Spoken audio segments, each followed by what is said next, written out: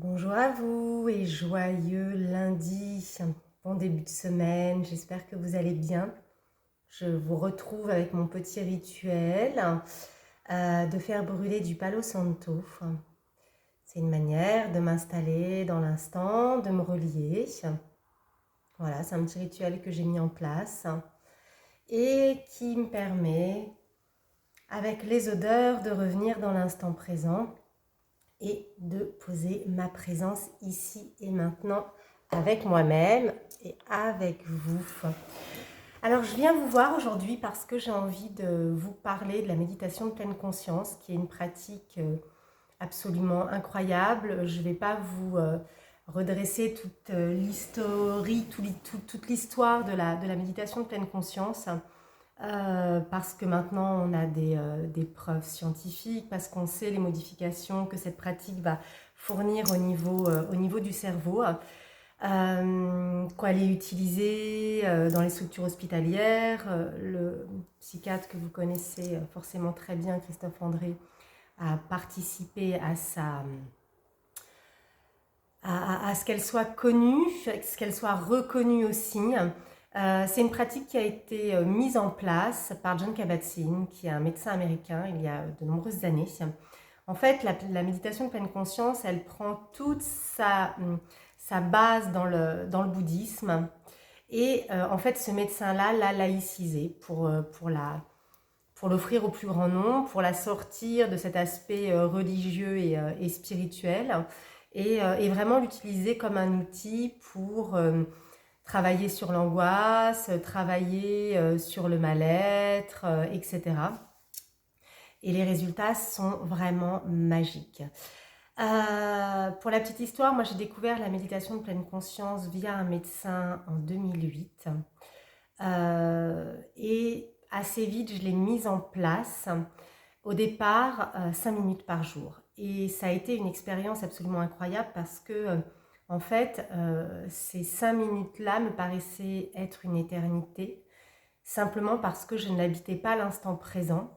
En dehors, en tout cas pas en conscience, donc je n'habitais pas à l'instant présent, en dehors de ces 5 minutes par jour. Et en fait, les premières fois où j'ai posé mon attention sur ce qui était présent, où je suis vraiment rentrée dans la pleine conscience, j'ai pu prendre conscience justement de tout ce qui m'habitait.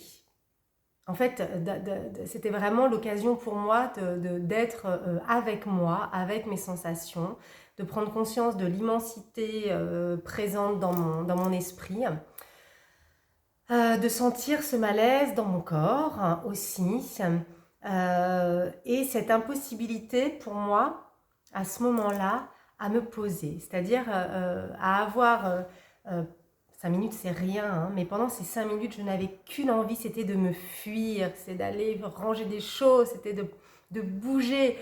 Et en fait, c'est très simple, quand on est dans le mouvement, on canalise déjà, et, euh, et on n'est pas dans sa tête, on a l'impression voilà, qu'on va mieux parce qu'on fait des choses, mais pour autant, ce qui est présent, qu'on en ait conscience ou pas. Et en fait, il y a toujours un moment où on est rattrapé et où on n'est plus dans le mouvement, où on n'est plus dans l'agitation, où les événements de la vie nous rattrapent et où nos turbulences, nos fragilités, notre anxiété, etc., etc., réapparaissent, refont surface. Euh, donc pour moi, ça a été vraiment une occasion absolument incroyable de découvrir ce qui était présent en moi et aussi de rentrer en contact avec celle que j'étais.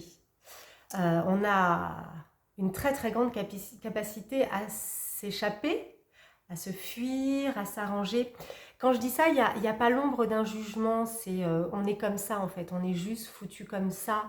Euh, alors j'ai envie de dire qu'on n'est pas foutu comme ça au départ, mais les choses font qu'on est comme ça, qu'on fonctionne comme ça, à défaut d'être comme ça, on fonctionne comme ça. Et la méditation de pleine conscience, elle va nous ramener dans l'instant, elle va entraîner, en fait, c'est une pratique qui nous permet de nous entraîner à être attentifs, attentifs à nous, attentifs à nos sensations. Donc on peut utiliser tout un tas de supports, ce qui est assez extraordinaire parce que du coup on peut travailler de manière formelle. Moi je me posais au départ 5 minutes par jour, mais on peut aussi utiliser plein de supports informels. Alors vous connaissez la marche, vous avez sûrement entendu parler, mais on peut aussi utiliser les odeurs, on peut utiliser les sons, on peut utiliser plein de choses pour revenir dans l'instant présent. En fait, l'idée, c'est de prendre conscience de ce qui est là, mais de ne pas le saisir. C'est-à-dire qu'on est, on est conscient de tout ce qui est là, mais pour autant, on ne se laisse pas embarquer. C'est-à-dire que les pensées vont s'élever, on ne va pas commencer à discuter avec, on revient dans l'instant. Donc, suivant le support qu'on va utiliser, on va se servir de ce support pour revenir connecter l'instant présent. Cette pratique, elle est magique, elle nous ramène dans le seul temps qui existe et qu'on habite quasiment jamais, c'est le présent. Parce qu'on est en permanence ballotté entre le passé et le futur. Et que le présent, c'est comme un temps qu'on porterait de manière un peu lourde, dont on ne saurait pas trop quoi faire en fait. Parce que comme on est toujours baladé entre le passé et le futur, entre ce qui n'est plus, les regrets, les souvenirs, et ce qui n'est pas encore, ce qu'on voudrait, nos projections, etc. Et en fait, entre les deux, eh ben, il y a le seul temps qui est, c'est le présent. Et en fait, la pleine conscience, elle va nous permettre de cueillir ce moment-là, de nous entraîner, encore une fois, d'entraîner notre esprit à venir cueillir. C'est-à-dire que plus on va s'entraîner, mais vraiment comme un muscle en fait, qui est dans notre esprit, plus on va être capable de goûter, de saisir la beauté, alors la beauté, mais en même temps, sans jugement, de saisir ce qui est là. Voilà. Mais sans s'y attacher. C'est-à-dire qu'on peut travailler sur la pleine conscience avec la douleur, par exemple. Simplement, on va rentrer en contact avec, on va la ressentir, mais à aucun moment on va utiliser le mental et donc le jugement pour poser un avis dessus. En fait, ça vaut pour tout. Quels que soient les mouvements qui vont être présents, on va les accueillir avec ce qu'on appelle équanimité, c'est-à-dire de manière absolument large et complète, sans aversion ni attachement, sans adorer ou sans détester, mais on l'accueille parce que c'est présent. Et ça va nous permettre de développer, de déployer beaucoup d'espace à l'intérieur de nous. Cet espace-là, il est précieux. C'est un espace de calme, c'est un espace vaste, paisible. Et cet espace-là, il va nous permettre de reconnecter, de venir toucher ce qui est vraiment présent à l'intérieur de nous une fois qu'on a fait qu'on a laissé de côté toutes nos turbulences. Ce qui fait que la méditation de pleine conscience est vraiment une pratique très, très, très singulière. Moi, je l'utilise dans mes accompagnements, qu'ils soient au cabinet ou qu'ils soient en visioconférence.